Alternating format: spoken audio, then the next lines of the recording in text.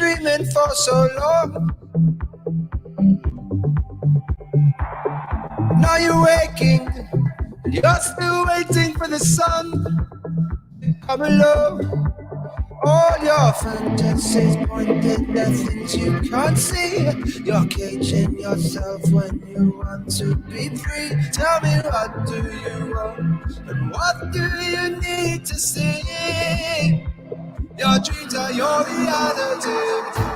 Let's leave everything and go traveling. See what tomorrow brings. It's only a choice away. Let's back up and leave today. Tell me, what do you have to lose? Are you living the life you choose? There's a place we can live like kings. Let's see what tomorrow brings. What is up? So me and Alex were, man, we've been messing with these cards for like on and off, over and over and over. So these Topps cards, for those of you that are into cards, because you're nerds like we are, Topps did their very first release, Major League Baseball, of digital cards. And they're legit digital cards. I mean, you flip it, it's a card. And then there's special edition ones. There's common cards, uncommon, rare, super rare, epic exclusive. So there's all these kind of different levels. And so we bought the premium packs, which statistically made sense for us because you have a higher percentage chance of getting the uncommon, rare, super rare, epic, and epic exclusive cards. So we're trying to build this giant pile. Alex and I are trying to build the entire Series 1, every single card. And we're going to put it for sale for like $1 billion. Anyway, all part of a greater goal on another project that we're working on that we can't really talk about yet, but we're getting there soon. More information soon. I can just say that it's in the NFT space. And yeah, so that's why we're building our NFT stash. And also, baseball cards and basketball cards are cool to like 3 people. Me and Alex are 2 of the 3. There's somebody else out there. But we've been opening packs. We were opening some packs yesterday. And I was just going through some of the pulls that we got. So we got some real low number cards. The one issue right now, at least the frustration is you have to convert to Wax. Wax runs on EOS, which is like, wah, wah. But anyway, you have to convert to Wax, which the best way to do it, if anybody's interested, go to KuCoin, get your Wax there. WAXP is the token. You send it over to your Wax wallet, and there you can get a variety of NFTs. So if you go here, let's see, that's the Explorer. So this is your Wax wallet, and you can go to the dashboard for anybody that wants to mess around with this. So it shows you a little balance there. And Wax is like 20 cents right now, 21 cents, something like that. Anyway, I think I bought it when it was way more, whatever. But you notice what else they have? Garbage Pail Kids, Godzilla, Major League Baseball, Street Fighter, Wax, which is dumb. But anyway, they do have some cool stuff. So if you're into it, look at all of these. Dead Mouse, William Shatner. There is some cool stuff. It's a little gamey and a little snarky, but still kind of cool. It's a lot of fun. So anyway, yeah. So if you're into that, there you go. And if you just want to send me your Wax, right? Don't you guys ever feel like I just want to give Nick Wax? If you ever have that feeling, I am XZZRE.wham.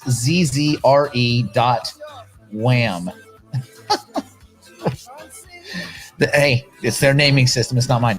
Okay. So let's see. Let me go back to my cards here. Ooh, you know what I'll do? Before we get the show started, I'm going to open a pack. No, I'll do it after we come back. I will open a pack. This is a pack I just opened. Let me cue this up. I have one of those, but we're not going to open one of those. We're going to open one of these. I will open a pack when we get back. But for now, let me say hello to everybody. Let's see. Tommy Bernard, all the way LA. Lupino. This was from yesterday. Then we have Daniel Lagdom. Get Involved, Sniper Princess, Baykeeper, Jimmy James, Antonio, Solid Gold, CC Brown, Gordon, Joe Pirate, of course, McNabb, Belinda. And then over on the YouTubes, we've got Joe Fernandez. ¿Qué onda? ¿Qué estás haciendo? Espero que bien. Jimmy James, Emmanuel, Brady. What up, Brady? Diego, Ryan, Todd Bishop. We've got Expat Matt, Dan, David Ashley, Tony, JJ, Elapal, Wolverine, Wojtek. Oh, real quick, did you see Chris Larson saying Bitcoin should get proof of work? People have been saying that for no. Well, yeah, everybody, not everybody, many people have been saying they should go to some kind of proof of stake. And they ain't going to proof of stake.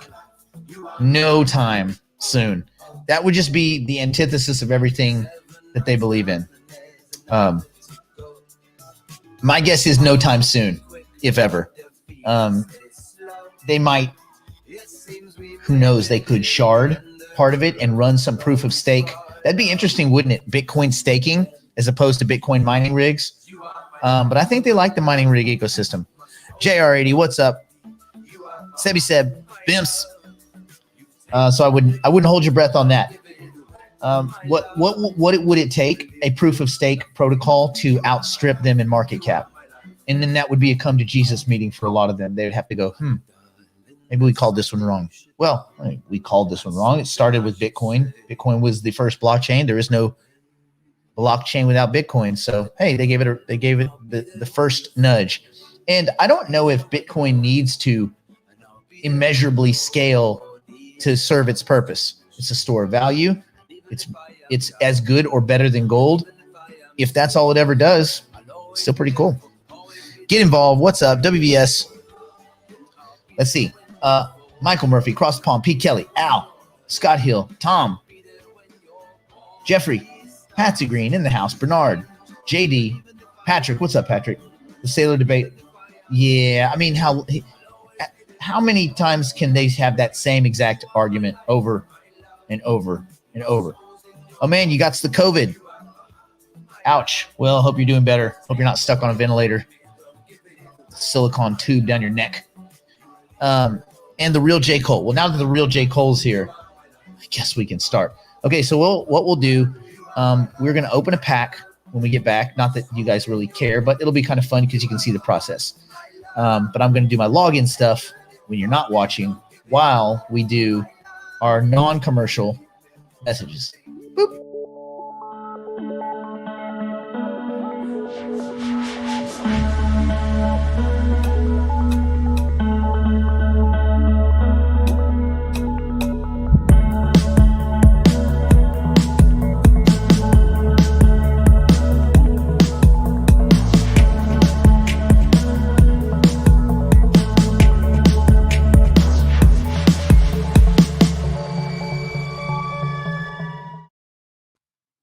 Okay, we are back. So let me see if I can click this button without screwing everything up. Oh, cool. It's a pop-up. It doesn't show. Yeah, that's good. Boop. Pew, pew, pew. Pew, pew, pew, pew. And so this is what happens. You get your cards. Oh, snap. So this was a standard pack. You usually don't get any. I'm not going to say that, but it's hard to get really good cards. Anyway, let's see. Who do we got? That's pretty dope. We got an uncommon and a rare in a standard pack. What? So that's nice. So then we say, well, we want to look at that. Get up rare. So then we go to our wallet. And then I'll look at, not the mint. I'm going to go transfer newest because that'll be the newest cards that just appeared. Okay, and these are the ones that we just got. And so you can take a look. You need low numbers. Oh, I got a number 18. It's a common, but it's a number 18. And then it shows you suggested market price, which is kind of cool, only we don't know how that's suggested.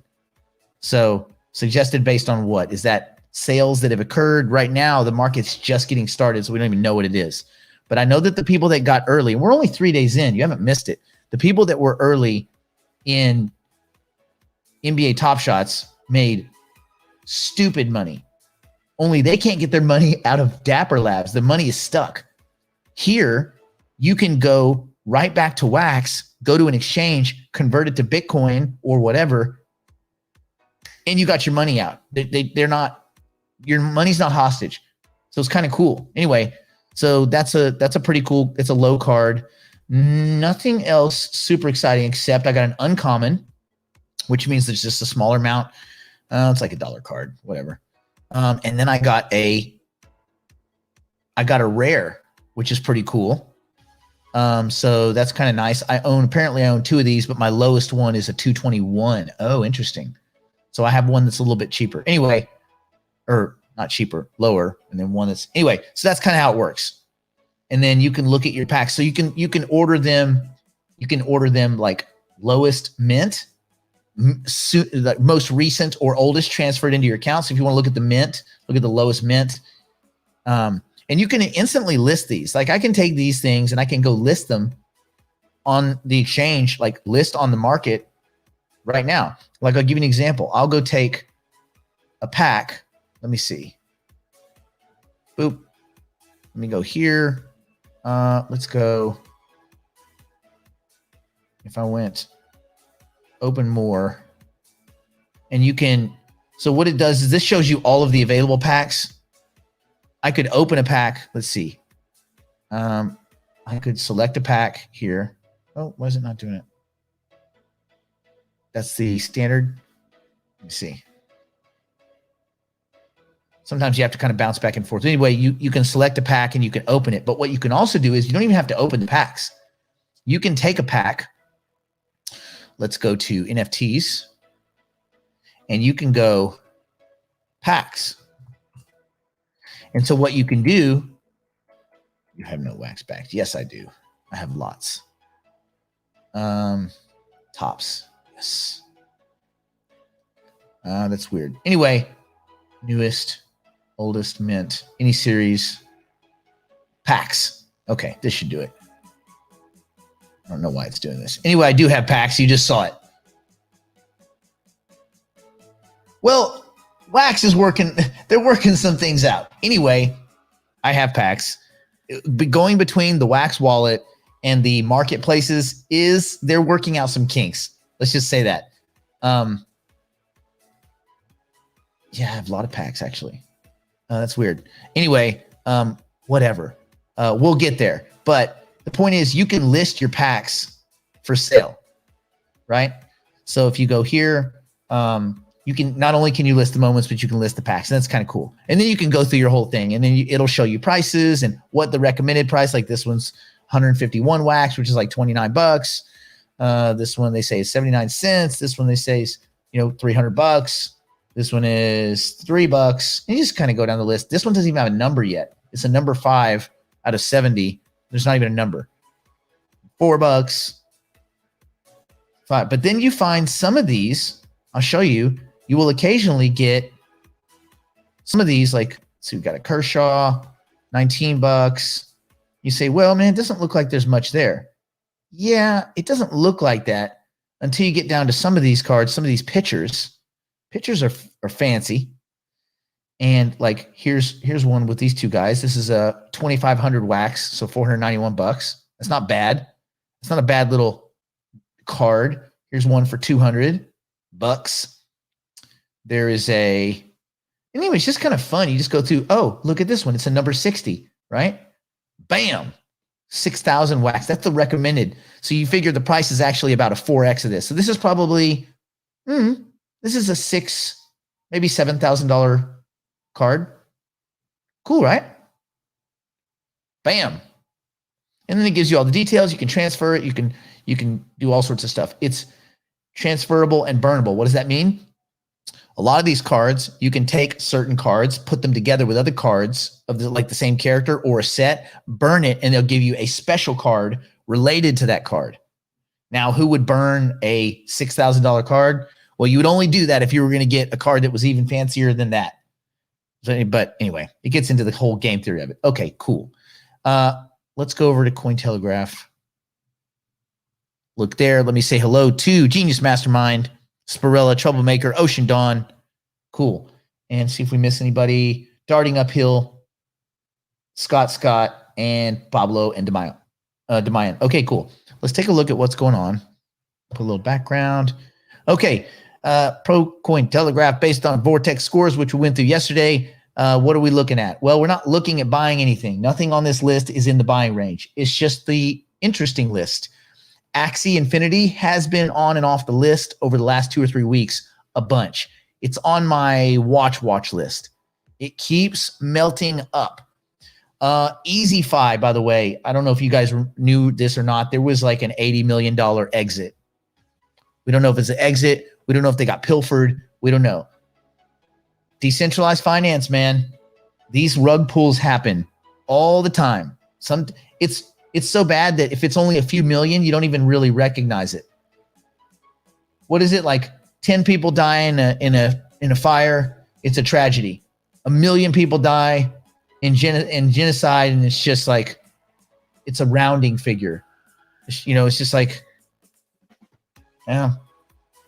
It's we marginalize everything. Okay, Huobi token, it's an exchange token. Curve Finance, Polygon, Matic, Acropolis, Everpedia. Everpedia, we met those guys. Cool, interesting guys. They were here in LA. I don't know. It was kind of a yawn. It was kind of a yawn to me. Anyway, that whole project, but it was kind of cool what they were trying to do. I just don't think it's the problem. EOS is the problem. Larimer, you just lay tracks of sadness. All right. Anyway, what are the movers? The price change movers: Polygon, Maker, Compound, Serum, and Solana. Solana's getting quite a bid. It's been on the tear over the last 2 weeks. Twitter volume: Ampleforth, Maker, Energy Web token. Energy Web's been getting a lot of Twitter traction. Cosmos, CeeLo. And then as far as trading volume, Ampleforth, Maker, Digibyte, CeeLo, Solana. So who's on all three lists? Maker, 18%. You see how these things go? So you can't discount these, kind of a mixture of news events and a mixture of social media. And when you have all these things happening, it tends to be that if the trading volume is up and the social volume is up, many times the price is up. However, that can go the other direction, as we've seen on some coins that maybe we shouldn't have invested in. Okay. Cool. Let's see. That was a VeChain based piece of news. That was kind of interesting. We'll get to it later. All right. Let's see. It would be interesting to see if Cardano makes it to the top of the list of chat. It's not tomorrow. It's next week. Emmanuel, the Cardano Summit is the 29th, I believe. Yeah, so that's next week. Next Thursday. Okay, let us continue. Video tuber, what up, man? Or ma'am? I don't know. I can't assume pronouns anymore. I get in trouble for that. How dare you? How dare you assume a pronoun? Let's go through some interesting news. One, I want to talk about the Cobra effect. This came up. We were having a discussion with some clients in India and Dubai. And it was a fun call. We were just talking about the kind of basics of Bitcoin, comparing it to gold and things like that. So let's talk a little bit about the Cobra effect. Lessons in unintended consequences. So I want everybody to sit back. You don't have to read anything. There's a picture of a Cobra. It's quite scary. Cobras look scary. They're badass. They have huge lats, even though they don't. It's not lats. It's just like, but anyway, they're badass. But let's talk about the Cobra Bounty, the Cobra effect, and some things we can learn from history. And this isn't a sketch crypto site. This is the Foundation for Economic Education. There's no bend or twist on it, unless, of course, well, maybe there is. Who knows? But I don't assume there is. Megapack, what's up? Okay, I'm going to read this. Sit back. Close your eyes. Relax. Don't stress, man. Don't stress, guy. All right. Human beings react to every rule, regulation, and order governments impose. Is this the right music? Do we need intrigue music? I think we do. Hold on. We're going to some intrigue. Let's talk about the Cobra Bounty. Human beings react to every rule, regulation, and order governments impose, and their reactions result in outcomes that can be quite different than the outcomes lawmakers intended. The general failing of central planners, right? Let me begin. Every human decision brings with it unintended consequences, often they are inconsequential, even funny. When Airbus, for example, wanted to make its planes quieter to improve the flying experience for travelers, it made its A380 so quiet that passengers could hear with far too much clarity what was happening in the plane's bathrooms. Other times, unintended consequences have far-reaching dramatic effects. The U.S. healthcare system is a case in point. It emerged in its present form in no small part because of two governmental decisions. First, wage and pricing controls during World War II caused employers to add health insurance as an employee benefit. Why? The law prohibited employers from raising wages, so to attract workers, they offered to provide health insurance.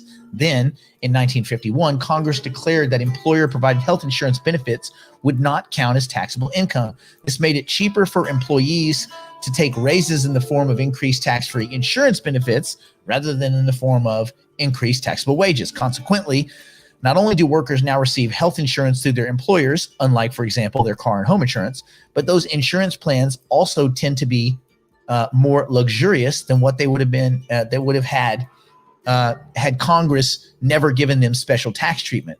These two political decisions helped create a healthcare system. We now have a system that nearly everyone agrees is broken. All right. No one set out to create a broken system, no more than anyone ever set out to make a bathroom noise more conspicuous on airplanes. These were unintended consequences. There's the seen and the unseen. If you're staring at what's right in front of you, you miss, right? It's like when you're looking at a pool table and you crack, it's a triangle, there's a certain amount of balls, you hit it, you basically know where they're going to go. No, you never know where they're going to go because there's so many interactions. There is the seen and the unseen. There's the intended and the unintended. The intended is I hit the white ball, it hits that triangle, it hits the rack. All the other balls start moving. And then the unintended consequences with every additional particle interaction. All right. Unintended consequences happen so often that economists call them Cobra problems, right? After one of the most interesting examples. And this gets to the point of when you hear, oh, countries are going to ban Bitcoin. They're going to ban this. They're going to ban that. Man, I hope you ban Bitcoin. Please. Cobras. In colonial India, Delhi suffered a proliferation of cobras, which was a problem very clearly in need of a solution, given the sorts of things that cobras bring, like death. To cut the number of cobras slithering through the city, the local government placed a bounty on them. This seemed like a perfectly reasonable solution. The bounty was generous enough that many people took up cobra hunting. You could even say it was a job, which led exactly to the desired outcome. Cobra population decreased, and that's where things get interesting. As the population of cobras fell, it became harder to find cobras in the wild. People became rather entrepreneurial. You guys know where this is going to go. They started raising cobras in their homes. They became cobra farmers. They're raising baby cobras. So they started raising cobras in their homes, which they would then kill to collect the bounty as before, which is mean. That's your pet. Art, we gotta pay rent. Whack! I don't even know, what do you do? Hit them with a hammer? Damn, cobra farmers. In-home cobra farming, right? It's crazy. So, city officials, okay, so they were still paying the bounty, right? Even though they knew this is starting to happen. City officials did a reasonable thing. They said, wait a minute, if everybody's just growing cobras, this thing has failed. No more bounty. We're done. So they canceled the bounty. In response, the people raising the cobras in their homes also did a reasonable thing. They released all of the new valueless cobras back into the streets. You don't want a house full of cobras, and you're not going to just kill them all. They don't serve a purpose. So you know what? Here you go, cobras. Off you go. Art, good luck out there, buddy. Slither your way to success. And they did. In the end, Delhi had a bigger cobra problem than after the bounty than it did before it had begun. The unintended consequence of the cobra eradication plan was an increase in the number of cobras in the streets. It was actually a 5x increase. This case has become the exemplar of when an attempt to solve a problem ends up exacerbating the very problem that the rule makers intend to fix. Give the people a little bit of rope. Sometimes they'll hang themselves, but sometimes they will build a rope ladder and they will go over your regulation. So just a kind of interesting thing. So when you hear that, The Cobra effect. That's what they're talking about. Ban the Cobras. Pay a bounty on the Cobras. We farm the Cobras.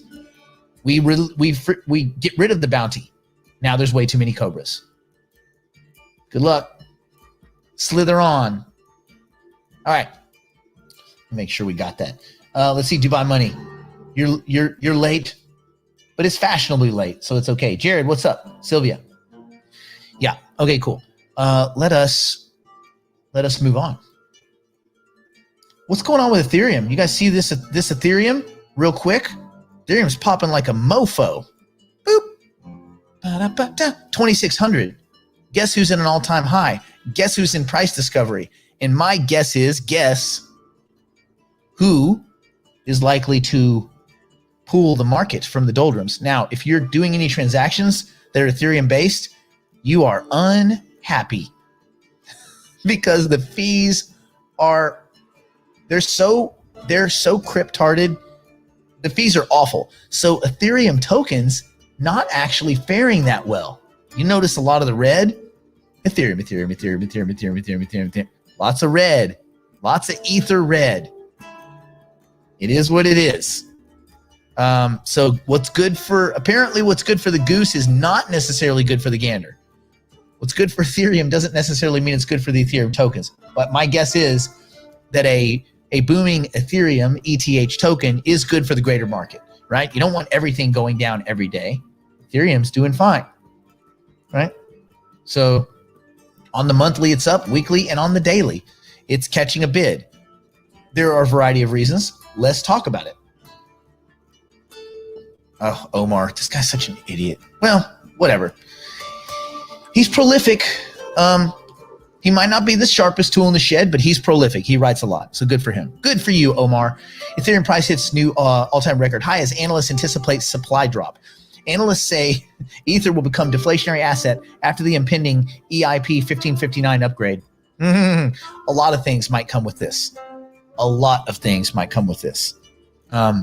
Not just Ethereum supply drop. Ethereum rallied to new all-time highs on Thursday on speculation that an impending blockchain upgrade might result in a drop in supply. The native currency of the blockchain rose to a record high of 25.64 during European trading hours, topping the previous peak of 25.46 reached on April 16th.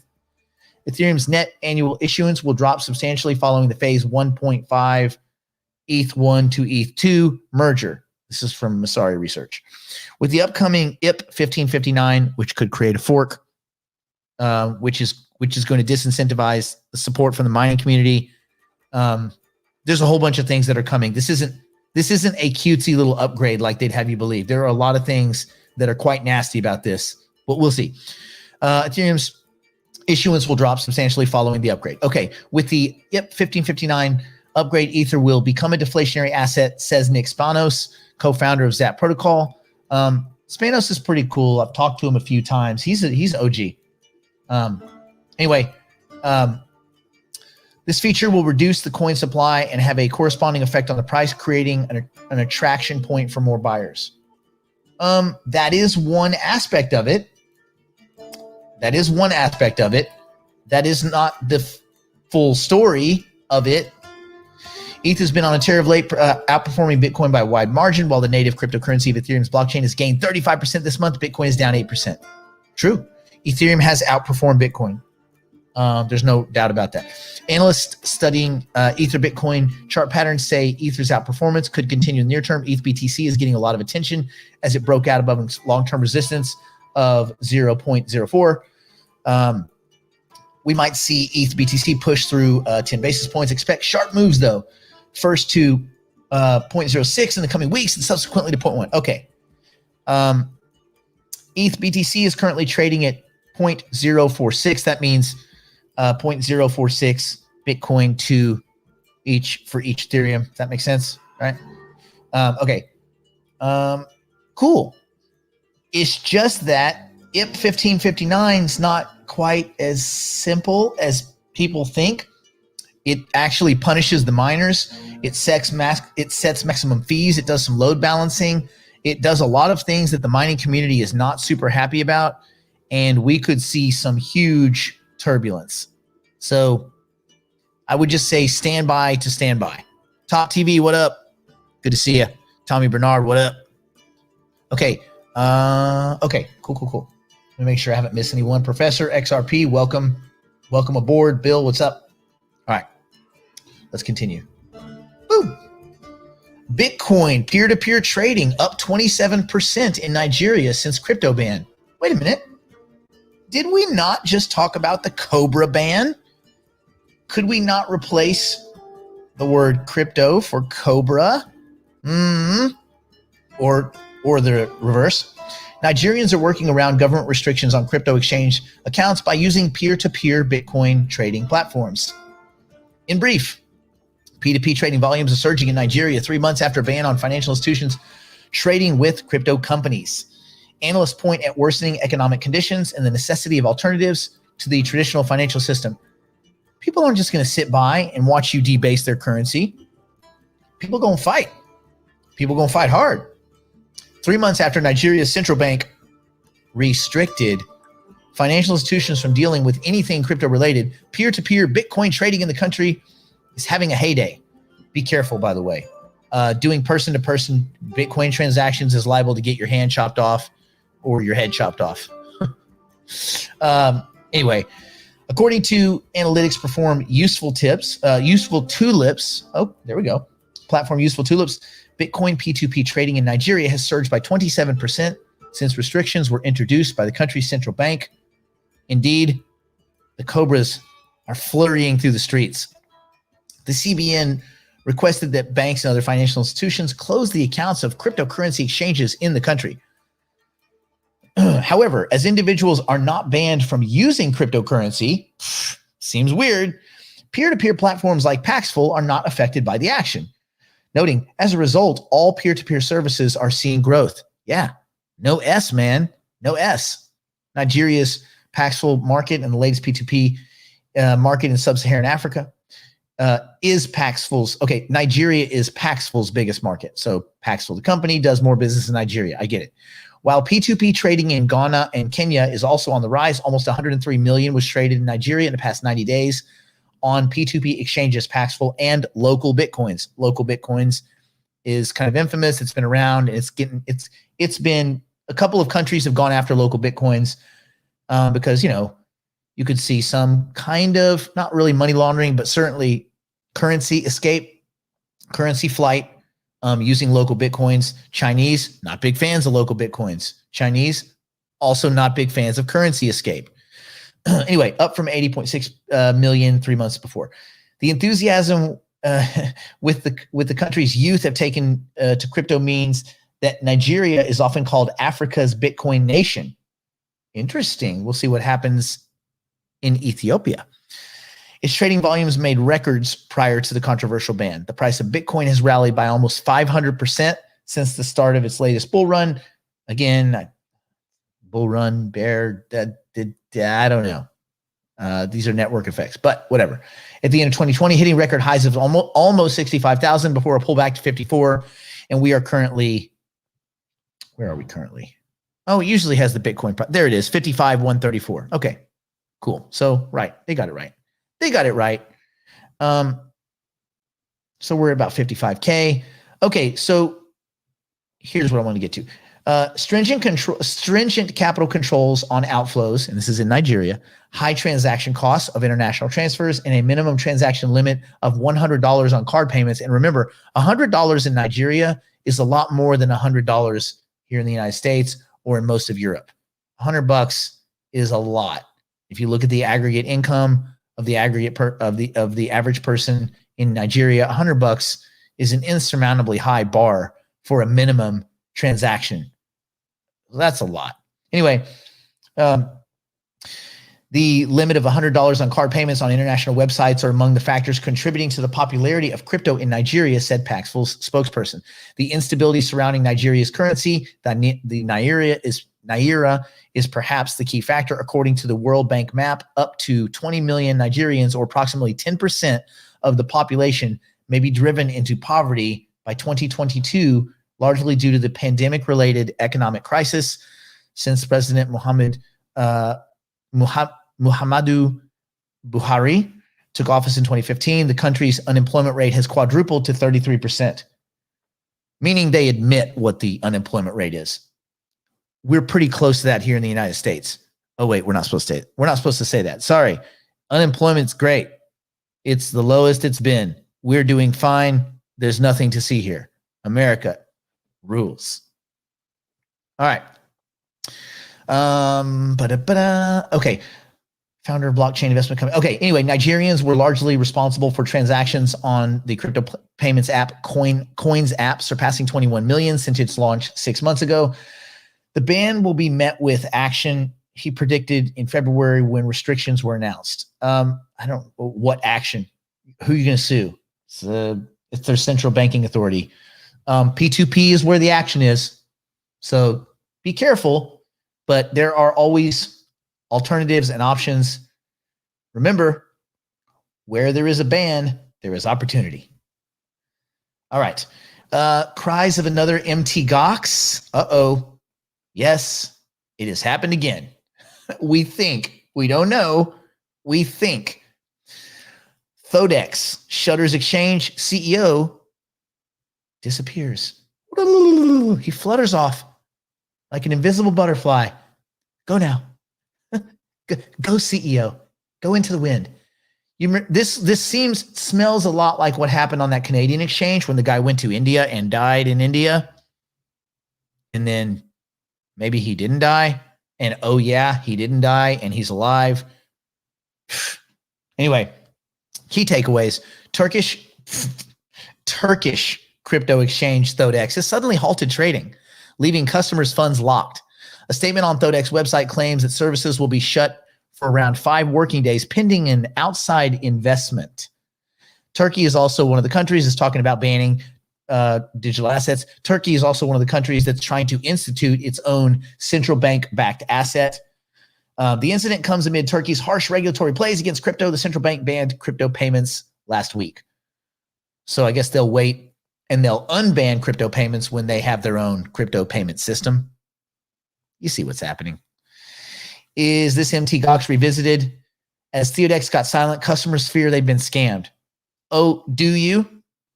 Thodex, a cryptocurrency exchange for trading Bitcoin, Ethereum, and other digital assets, has paused its operations, leaving customers asking questions. The company posted a message on its website and Twitter yesterday stating that it would be pausing operations for 4 to 5 working days while handling an outside investment. That investment, Thodex claimed, would enable them to provide a better experience for customers. Yeah, right. That statement also urged customers. It said, your funds are safe. You're SAFU, man. However, certain signs point to suspicious activity. Frank Fatih Ozer, CEO, we'll just call him Farouk. Farouk, CEO of Thodex, has deleted his social media accounts while the company's customer support line has gone dead. Some reports suggest that Farouk has left the country for Thailand, though his update was unconfirmed at press time. Estimates on the value of the lost funds range from 2 to 10 billion. Oguz, name unpronounceable, a Turkish lawyer who's filed a legal complaint against Thodex, listened to the situation.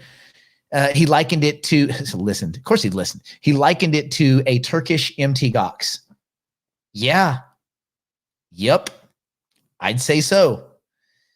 Man. People be scamming. People steal. If you don't think there's counterparty risk, just look around.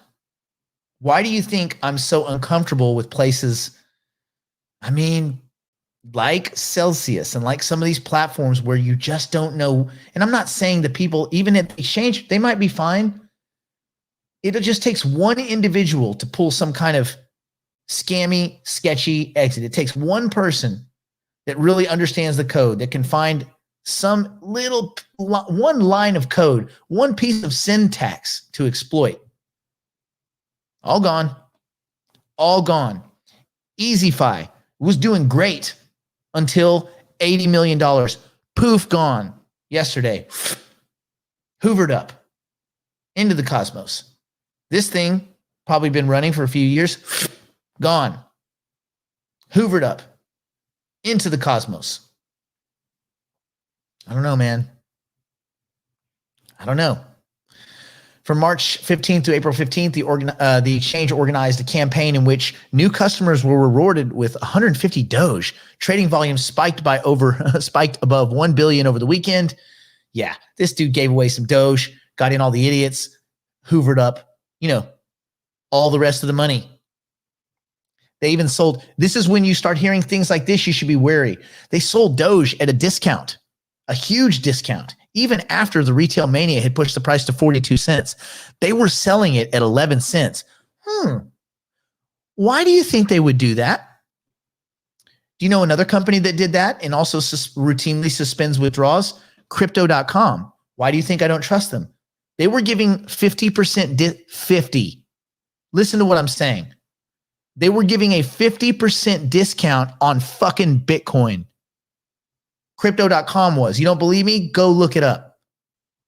You don't think that's sketch behavior? You can't do that in well-formed markets. You can't give a 50%, you can't give a 78% discount on any token. Wise up, people. These people are trying to fucking steal your shit. This is why I don't like, this is not why I don't like leverage. I don't like leverage because people with leverage get blown up. This is why I don't like a lot of these excess exchanges. This is why, in general, get all your stuff off exchanges. If you can stake it, get it off, get it into the protocol. If you can get it to a private wallet, if you can get it to a Ledger Nano X or a Nano S, or hopefully soon some of the other devices that I think are going to be really awesome might be coming down the pike, get them, the N0, the Engrave, something. Get your crap off of these sketch ass exchanges. The only one, literally, there's 2 exchanges on earth that I would feel somewhat safe leaving assets on.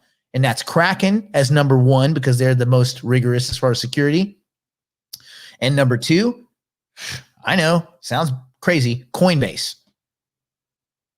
That's it, man. And even then, if you're going to leave assets on Coinbase, vault them. So that you have a 2-day window. You guys know how that works. You have a vault.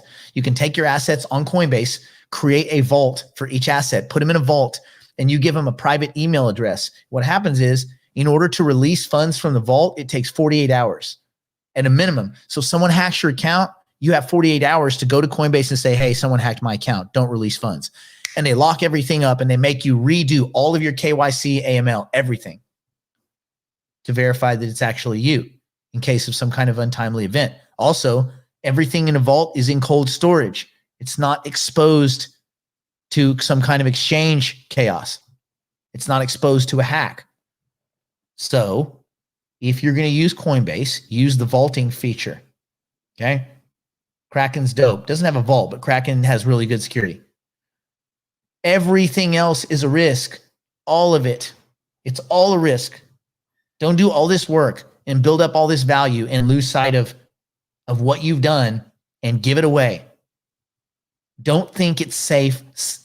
Celsius. Someone got real mad at me. Someone was in the Telegram yesterday. They were promoted. They're like, put your funds on Celsius and make this and this and this and this. And I didn't want to get into the whole thing. I said, let's just not promote any of these lending sites for now, but especially not Celsius, where they admitted that they don't have insurance.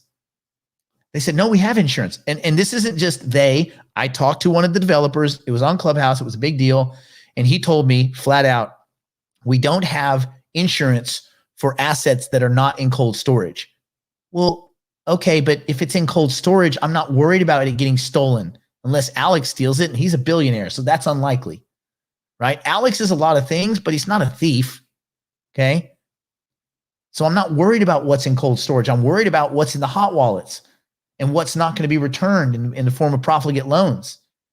There is no insurance for that, period, full stop. So I said, I don't recommend that one because of that. Not because I don't believe in it, but because a developer, their lead developer at Celsius told me, period, full fucking stop, we don't have insurance for hot wallet assets. And guess what? Period, apostrophe, fucking nobody does. Nobody has hot wallet insurance. They can say whatever they want. They fucking don't. They can cut a check and cover the losses if they're marginally minimal. There is no insurance. It's too risky. No one's insuring that shit. So just to understand your counterparty risk, it's just not worth it. Don't give your stuff back, man. I like Deribit, by the way. I like Deribit a lot. There's cold wallet, hot wallet, vaulted, non-vaulted. There's ways you can reduce your exposure. So just try to be as careful as you can. Gaston, what's up? Let's see. Orochimaru, what's up? And let me say hello, Crypto Newbie. Hello. Okay, cool. I hope that makes sense. Let me see, Jared. Can you explain how staking makes assets safe? Let me give you an example of Cardano because it's one of my favorite staking assets. You take it, you have a private wallet that you manage from your computer. So you're not leveraging an exchange with all these nefarious individuals. You have a private wallet and you have a 24-word passphrase. And you, JR, you have complete control over those wallets or wallet that you set up on your computer with your private keys and your passphrases. And you point your tokens in the direction of a staking pool, but they don't ever leave your wallet. That is security, right? Leaving them on an exchange that could get pilfered is not security. You have now introduced a fair degree of counterparty risk. Do you not think that very clever computer people all over the world are looking at these exchanges as honeypots? Like, what happens if they get hacked? Dude, the people are trying to hack these exchanges every single day, all the time, 24 hours a fucking day. It's free money. And in the DeFi space, they're doing it every other day. Do I recommend anything on the Binance Smart Chain? Me? No. But it doesn't mean there's not money to be made there, Jeff. There is plenty of money to be made. So let me caveat that. There's a lot of money to be made in and around the Binance assets. I don't trust. They've had, for me to be comfortable, and I'm kind of conservative, whatever. For me to be comfortable, there's been far too many rug pulls. Dodo Coin, Meerkat, Goose. Go down the list of the rug pulls they've had. What in million here, 3 million here, 17 million there, 12 million here, 13 million there, 33 million there. Bang, bang, bang, bang, bang. And then what happens whenever something happens on Binance? CZ steps up and goes, hey, I got this. I'm going to cut that check. Whenever something happens on the smart chain, he goes, well, it's decentralized. We can't, there's only so much bull crap, dude. So it's, for me, I'm uncomfortable with CZ. He feels sketchy. See, with Brian Armstrong over at Coinbase, I don't necessarily agree with Brian Armstrong and a lot of stuff he does. He's kind of, he's a marginal racist, whatever. he's kind of a sketchy dude, but he is a great businessman. He's a great businessman. We can't argue that. And they have, at this point, they have way too much to lose. CZ, he flirts with the very edge of the law a lot. And I'm uncomfortable with him. He turned from being someone I really, really admired to someone that if I could hang out with CZ or Justin Sun, I'd go hang out with Justin Sun. And you know how I feel about Tron and Justin Sun. I think that answers it. So yeah, I don't recommend anything. But again, there's tons of stuff I don't recommend that goes straight up. I just don't think that those are quality assets. Could you have made a ton of money on Pancake Swap? Yeah. Or Sushi Swap or Burger Swap or Goose Swap and all this kind of old swap. Yeah, there's money to be made.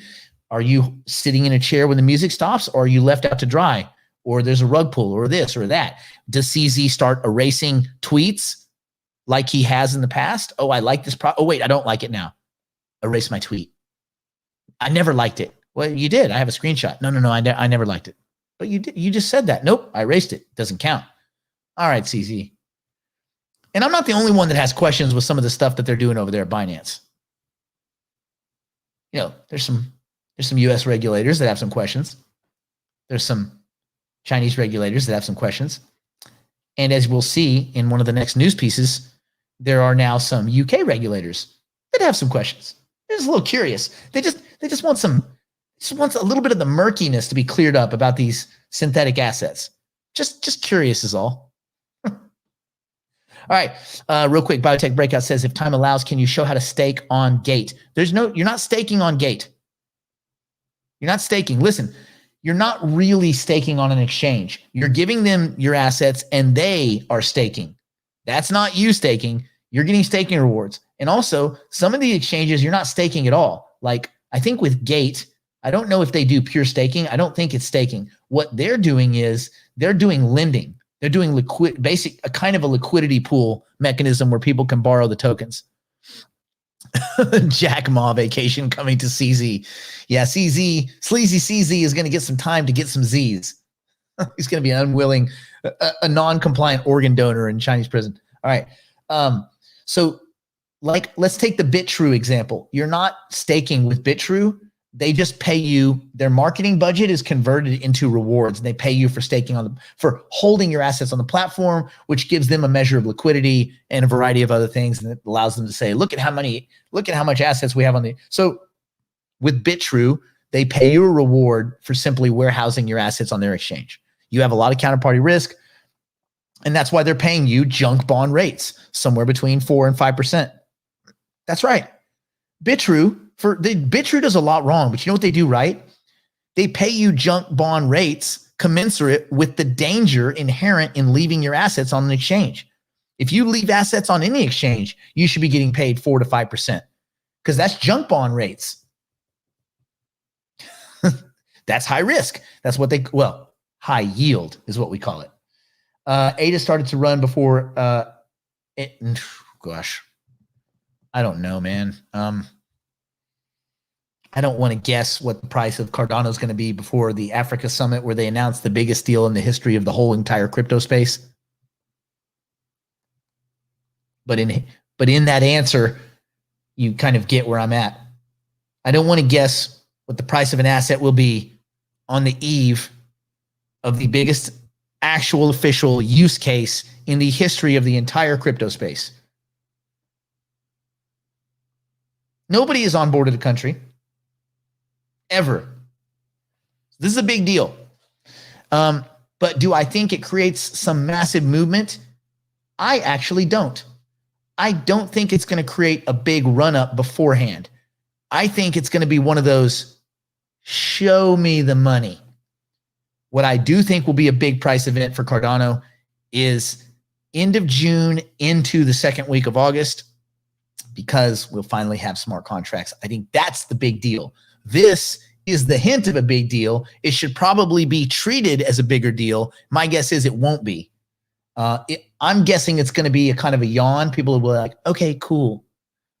It'll get a little bump for the day and it'll probably melt back down. But June, July, beginning of August, then the fireworks start. So don't be upset if this announcement of Cardano and Ethiopia kind of essentially falls on deaf ears, because it likely will, because most of the crypto space is full of, newer entrants, and, the YOLO community doesn't really give a crap about economic identity in sub-Saharan Africa. If we're being honest, the YOLOers, the TikTokers, the Snatch Chat, TikTok, on OnlyFans, they aren't talking about economic identity in Africa. They don't give a fuck, right? They wanted the dog coins going up. Dog coins going up. Oh no, my dog is going down. How much dog do you own? Just one. His name is Alfred. He's a Great Dane. He's awesome. What dog are you talking about?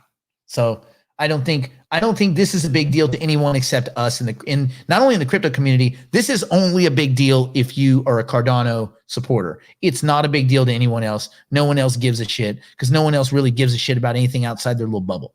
It is what it is. Okay. That being said, there's a lot of opportunity in that. Yes, and Near is having a good day. Thank God. September 20. I saw real quick. I'll tell you. I read from a guy who was predicting Cardano, and he said, "This year I'm conservative. I only think we reached $10 this year. And I was like, what?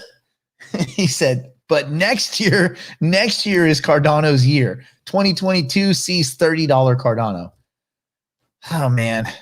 And as fun as it is to think about it, you can't quantify these things. There just are no good forward-looking models for price. The only chance we have, the best predictor of forward price motion is stock to flow, and that only applies to Bitcoin. You know, it only applies to Bitcoin. So all the other assets, these are all lottery tickets. You guys know that. And yes, it is good to see Near finally running. Let's see, JR. Same issue, staking DOT on Kraken. Now, no. If you're staking DOT on Kraken is actually staked. They're not paying you marketing money. It really is staked. DOT, Cosmos, Filecoin. Well, no. Sorry, not Filecoin. Flow, if you're one of those people that can stake. Kraken even stakes Ethereum in the 2.0 contract. Just to understand that if you stake it, you can't get it back out. Wheeze, hold on. All of my ADA's on Uphold. Do I pay the gains and bail? Yes. And actually, you don't have to pay the gains. You're going to go from Uphold. You're going to set up a dataless wallet. I'm going to write it down. You're going to set it up. I'm going to set up a dataless wallet for Cardano. Okay, go to IOHK, download the dataless wallet for your computer, get it all set up. There is no tax implication. You're transferring it from Uphold. You're not going to cash out. Transfer from Uphold your ADA to your private wallet, which you're going to create, a dataless wallet. Then you stake directly from your dataless wallet. Do not leave your stuff on Uphold. Remember, Uphold was partnered with Cred Earn. Those are the ones that just basically disappeared with a lot of money. You remember that, right? That was their bosom buddy. Uphold and gain, Uphold, woo, Cred Earn, woo, gone. People forget about that. Oh, well, it wasn't Uphold. Bitch, it was their best, it was their homie. It was their best friend. If your best friend is Sketch, you're some percentage Sketch. I'm sorry. If you walk with lames, you'll pull up a limp. Uphold is Sketch because they do business with Sketch, and they did for a long time. They supported them. How do you miss that, dude? They didn't have any idea. Get the F out of here. So, yes, staking DOT on Kraken, 12%. It's dope. Cosmos, 7%. Still dope. A lot of good staking. So you're going to set up a dataless wallet. Let's see. Get the real dataless download link on the website. There are fake ones out there. Yes. That's why I'm not even putting a link in here. You go and get it on Cardano's website. Download it to your computer, whether it's PC or Mac. Get all that set up. Once the wallet's set up, leave Uphold. Put it, ask a capper, what's up? Leave Uphold, take your Cardano, your ADA from there. It's cheap. The transaction fee is like a few pennies. Poof, it's there in like 10 seconds. Great. Now it's on your dataless wallet where you can choose a staking pool. I recommend Texas Stakes, but whatever. You choose a staking pool. You stake from your wallet, and there's zero counterparty risk. You make sure you secure your passphrases and all that kind of stuff. Make sure that you have some copies, maybe in a safe. If it's on paper, cool. Laminate it so that it's waterproof. Some people go so far as to etch them into stainless steel. It's a good idea. Becomes water and fireproof. And some people will take a version of it and put it in the safe deposit box.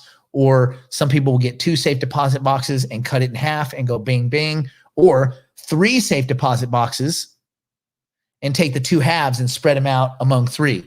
Like one here, the other half here, the other, like take the 24-word passphrase and make it into 888, 8 words, and go bing, bing, bing, so that there's 2 of the 3 in each place, but not all 3, so that you have redundancy. You can get crazy with it. Anyway, don't get so crazy like a squirrel that you forget where you put your food stores. All right. Let's take one more look.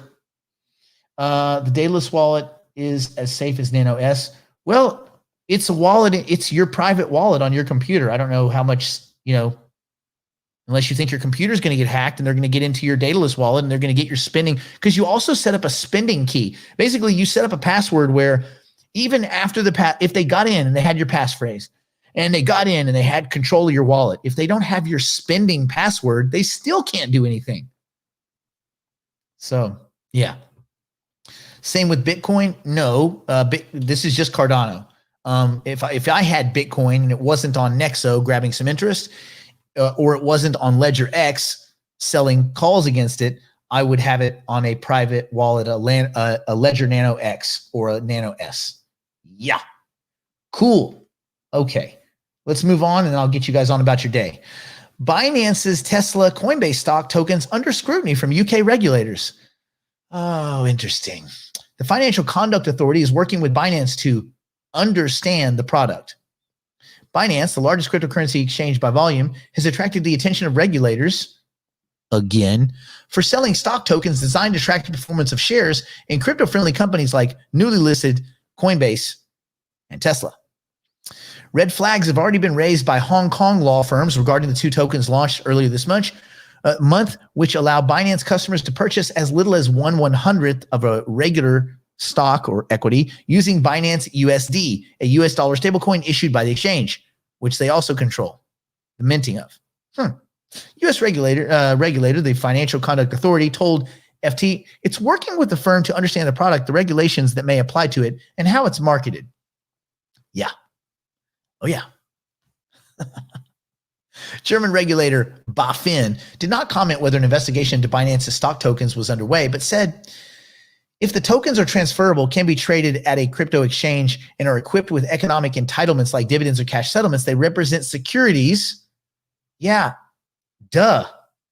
Of fucking course they represent securities, because they are tokenized securities. Now, at this point, you got to call the regulators fucking idiots. Are these digital securities? Well, you just said the word digital securities. So yeah, they probably are, you dummies. This is more about the exchanges, the regulated exchanges feeling like they're losing some of their stroke to the crypto. That's probably what this is. This is not one. I like to throw shade on CZ when I can. This is not his fault. Okay. Are they trading securities? Yeah. Well, you know what? Binance token is a security. They burn it to appreciate value of the token. It's related to the success of the exchange. It's absolutely a security. Now you have to make sure that you're not violating different jurisdictions by offering that security. But as far as running these ancillary assets, these synthetic assets, good for him. This is one I give you the thumbs up on this one. Fight back, CZ. Binance says the products are compliant with the EU's MiFID II market rule and BaFin's banking regulations, and don't require a prospectus, since the tokens can only be bought and sold within the walled garden of CM Equity, a regulated Munich-based investment group that processes the token trades. All right, well, they've done their due diligence. Tesla and Coinbase token holders are indeed entitled to potential dividends, Binance said, but don't confer any of the voting rights associated with regular securities. Trading in securities is heavily regulated business activities the world over. However, Binance CEO Chang Ping said he believes the exchange's foray into stock tokens demonstrate how we can democratize value transfer more seamlessly, reduce friction and cost to accessibility without compromising on compliance or security. It's a good bumper sticker. Meanwhile, Binance has been beefing up its regulatory clout with senior hires like Brian Brooks, which was a good decision. However, that's Binance US. That's not Binance. Those are two different companies. You guys know that, right? And yeah, it's kind of a subsidiary-ish, but technically they had to be two different companies for US regulatory rules. Anyway, Brian Brooks, former Office of the Comptroller of Currency Chief, to head up Binance.us. So there you go. And then finally in the news, and I will let it go, Grayscale added nearly $1 billion in crypto in 24 hours. The digital asset manager added large numbers of altcoins to its holdings, including Horizon and LivePeer. Interesting, right? It's not names you typically hear. Grayscale doing a little investment. Looks like they're gonna launch both a Bitcoin ETF. They're going to try to, and I think they're also going to launch an index fund. The company tweeted Wednesday its total assets under management total $45.8 billion compared to $44.9 the day before. This includes increases in their Bitcoin trust, their Ethereum trust of 283 million and 586 million respectively. So they've been piling into Ethereum. Matter of fact, they've been piling into Ethereum.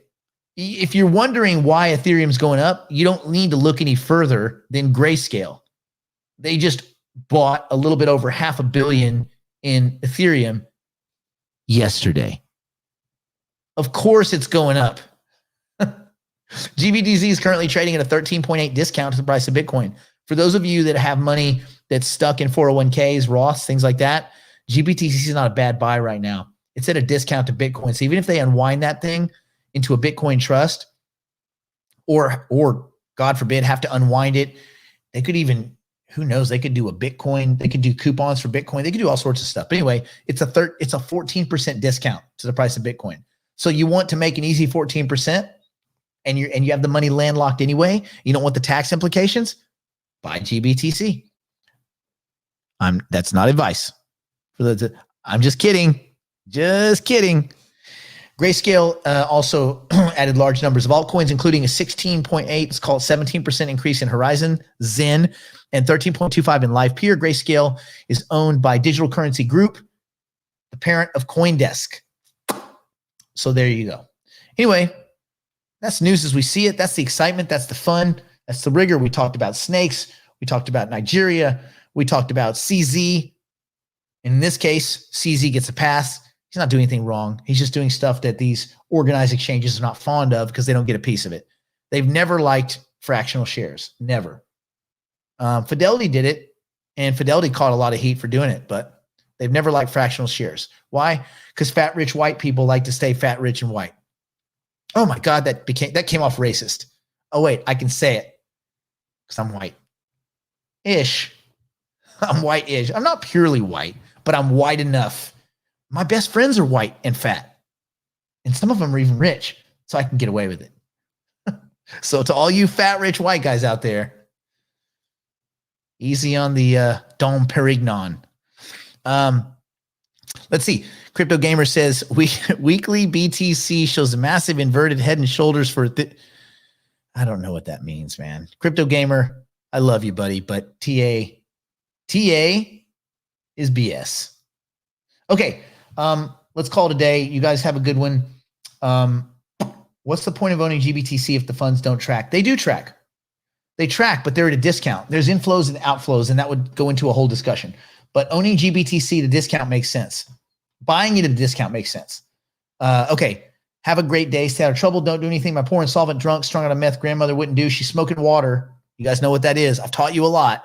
You guys know, right? Dip it in formaldehyde. Get baked. Smoking that water.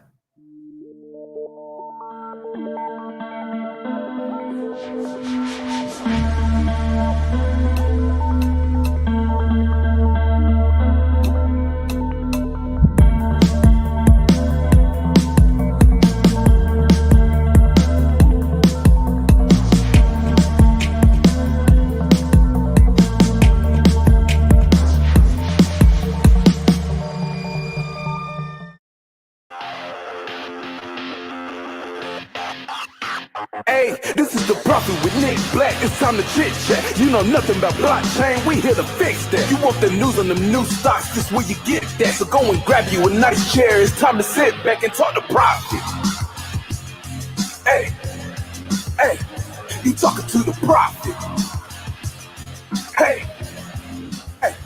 We talking condos and nice clothes and driving Lambos. I remember them night codes, we couldn't stand those. We tried to drive on them high roads, but had to stay low. Now there's solutions to hard bills we couldn't pay for. I talked to Prophet to get some profit, we couldn't change the top. If it's a stock and I need to cop it, I wait for him to drop it. Ain't no option, let's get it popping. We chilling in the drop. I need some crypto, put it in my pocket by any means I rock. This is the Prophet with Nick Black. It's time to chit chat. You know nothing about blockchain, we here to fix that. You want the news on them new stocks, this where you get that. Go and grab you a nice chair. It's time to sit back and talk to Prophet. Hey, hey, you talking to the Prophet. Hey, hey, you talking to the Prophet.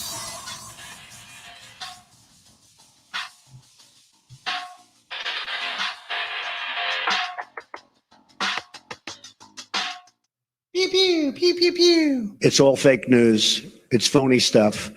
It didn't happen.